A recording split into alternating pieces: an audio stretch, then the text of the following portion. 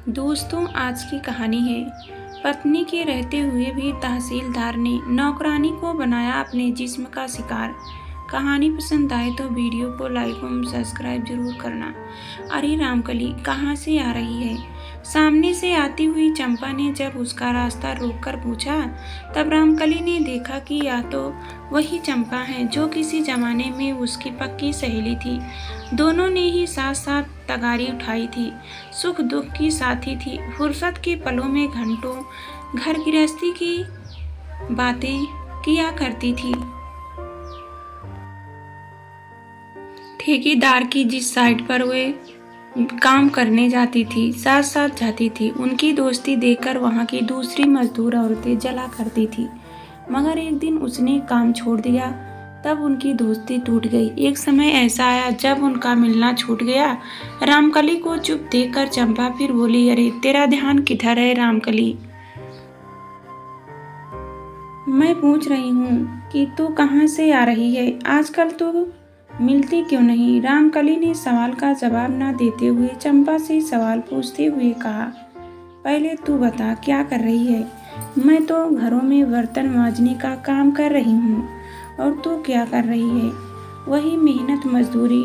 दैत तेरे की, आखिर पुराना धंधा छूटा नहीं, कैसे छोड़ सकती हूँ? अब तो ये हाथ लोहे की हो गए हैं। मगर इस वक्त तू कहाँ से आ रही है? कहाँ से आऊंगी? मजदूरी करके आ रही हूँ। कोई दूसरा काम क्यों नहीं पकड़ लेती? कौन सा काम पकड़ूं? कोई मिले तब ना, मैं तुझे काम दिलवा सकती हूँ।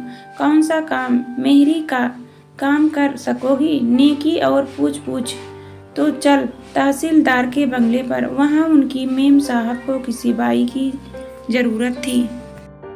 मुझसे उसने कहा भी था, तो चल, कहकर रामकली चंपा के साथ हो ली। वैसे भी वह अब मजदूरी करना नहीं चाहती थी। एक तो यह हड्डी तोड़ काम है, फिर न जाने कितने मर्दों की कामवासना का शिकार बनो। कई मजदूर तो तगारी देते समय उसका हाथ छू लेते, फिर गंदी नजरों से देखते हैं। कई ठेकेदार ऐसे भी हैं जो उसे हम बिस्तर बनाना चाहते हैं। एक अकेली औरत की जिंदगी में कई तरह के झंझट हैं। उसका पति कन्हैया कमजोर है, जहाँ भी वह काम करता है वहाँ से छोड़ देता है। भूखे मरने की नौबत आ गई तब मजदूरी में आकर उसे मजदूरी करनी पड़ी। जब पहली बार रामकली उस ठेकेदार के पास मजदूरी मांगने गई थी, तब वह वासना भरी आंखों से बोला था, तुझे मजदूरी करने की क्या जरूरत पड़ गई? ठेकेदार साहब पेट का राक्षस रोज खाना मांगता है। गुजारिश करते हुए वह बोली थी, इसके लिए मजदूरी करने की क्या जरूरत है? जरूरत है तभी तो आपके पास आई हूँ। यहाँ हड्डी तोड़ काम करना पड़ेगा, कर लोगी? मंजूर है? ठेकेदार साहब काम पर रख लो। अरे तुझे तो यह हड्डी तोड़ काम करने की जरूरत भी नहीं है। सलाह देते हुए ठेकेदार बोला था, तेरे पास वह चीज है, मजदूरी से ज्यादा कमा सकती हो। आप क्या कहना चाहते हैं ठेकेदार साहब? मैं यह कहना चाहता हूँ कि अभी तुम्हारी जवानी है, किसी कोठे पर बैठ जाओ, बिना मेहनत के पैसे भी पैसा मिलेगा। कहकर ठेकेदार ने बद्दी हंसी हंसकर उसे वासना भरी आंखों से देखा था। तब वह नाराज होकर बोली थी, काम देना नहीं चाहते हो तो मत दो, मगर लाचार औरत का मजाक तो मत उड़ाओ। इतना कहकर वह ठेकेदार पर थूक कर चली आई थी। फिर कहाँ कहाँ न भटकी। जो भी ठेकेदार मिला उसके साथ वह और चंपा काम करती थी। दोनों का काम अच्छा था, इसलिए दोनों का रोब था। तब कोई मर्द उनकी तरफ आंख उठाकर नहीं देखा करता था। मगर जैसे ही चंपा ने काम पर आना बंद किया, फिर काम करते हुए उसके आसपास मर्द मंडराने लगे। वह भी उनसे हंसकर बात करने लगी। कोई मजदूर तगारी पकड़ाते हुए उसका हाथ पकड़ लेता, तब वह भी कुछ नहीं कहती है, किसी से हंसकर बात कर लेती है। तब वह समझता है कि रामकली उसके पास आ रही है। कई बार रामकली ने सोचा कि यह हाड़ तोड़ मजदूरी छोड़कर कोई दूसरा काम करे, मगर सब तरह से हाथ पैर मारने के बाद भी उसे ऐसा कोई काम नहीं मिला। जहाँ भी उसने काम किया वहाँ मर्दों की वहशी निगाहों से वह बच नहीं पाई थी। खुद को किसी के आगे सौंपा तो नहीं, मगर वह उसी माहौल में ढल गई। ये रामकली कहाँ खो गई। जब चंपा ने बोलकर उसका ध्यान भंग किया तब वह पुरानी यादों से वर्तमान में लौटी। चंपा आगे बोली, तू कहाँ खो गई थी? देख रामकली, तहसीलदार का बंगला आ गया। मेम साहब के सामने मुंह लटकाए मत खड़ी रहना। जो वे पूछे फटाफट जवाब दे देना। समझाते हुए चंपा बोली। रामकली ने गर्दन हिलाकर हामी भर दी। दोनों गेट पार कर लॉन में पहुंची। मेम साहब बगीचे में पानी देते हुए मिल गई। चंपा को देखकर वे बोली, कहो चंपा, किस लिए आई हो? मेम साहब, आपने कहा था घर का काम करने के लिए बाई की जरूरत थी, इस रामकली को लेकर आई हूँ, कहकर रामकली की तरफ इशारा करते हुए चंपा बोली। मेम साहब ने रामकली को देखा। रामकली भी उन्हें देखकर मुस्कुराई।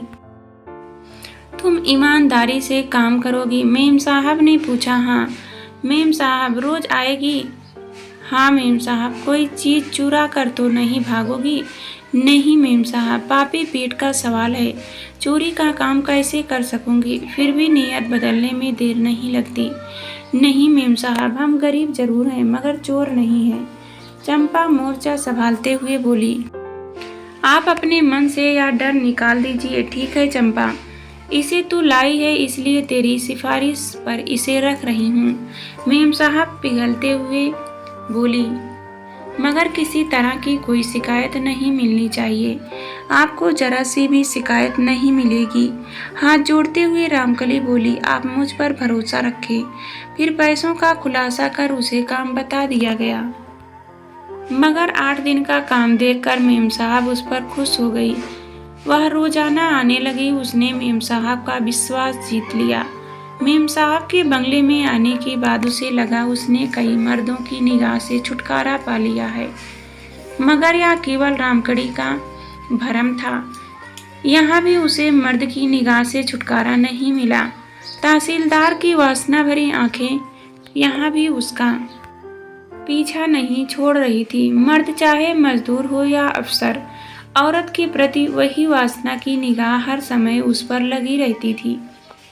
बस फर्क इतना था, जहाँ मजदूर खुला निमंत्रण देते थे वहीं तहसीलदार अपने पद का ध्यान रखते हुए खामोश रहकर निमंत्रण देते थे। ऐसे ही उस दिन तहसीलदार ने मेम साहब के सामने उसकी तारीफ करते हुए बोले, रामकली बहुत अच्छी मेहरी मिली है, काम भी ईमानदारी से करती है और समय भी ज़्यादा देती है, कहकर तहसीलदार साहब ने वासना भरी नज़र से उसकी तरफ देखा। तब मेम साहब बोली, हाँ रामकली बहुत मेहनती है, हाँ बहुत मेहनत करती है।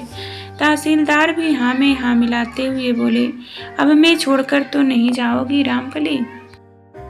साहब, पापी पेट का सवाल है, मगर क्या रामकली? रामकली को रुकते देख तहसीलदार साहब बोले, आप चले जाओगे तब आप जैसे साहब और मेम साहब कहाँ मिलेंगे? अरे हम कहाँ जाएंगे, हम यहीं रहेंगे। तहसीलदार साहब बोले, अरे आप ट्रांसफर होकर दूसरे शहर में चले जाएंगे। रामकली ने जब तहसीलदार पर नजर गड़ाई तो देखा कि उनकी नजरें ब्लाउज से झांकते उभार पर थी। कभी कभी ऐसे में जानकर के वह अपना आंचल गिरा देती ताकि उसके उभारों को वे जी भर कर देख ले। तब तहसीलदार साहब बोले, ठीक कहती हो रामकली, मेरा प्रमोशन होने वाला है। उस दिन बात आई गई हो गई। तहसीलदार साहब उससे बात करने का मौका ढूंढते रहते थे, मगर कभी उस पर हाथ नहीं लगाते हैं। रामकली को तो बस इसी बात का संतोष है कि औरत को मर्दों की निगाहों से छुटकारा नहीं मिलता है, मगर वह तब तक ही महफूज है जब तक तहसीलदार की नौकरी इस शहर में है।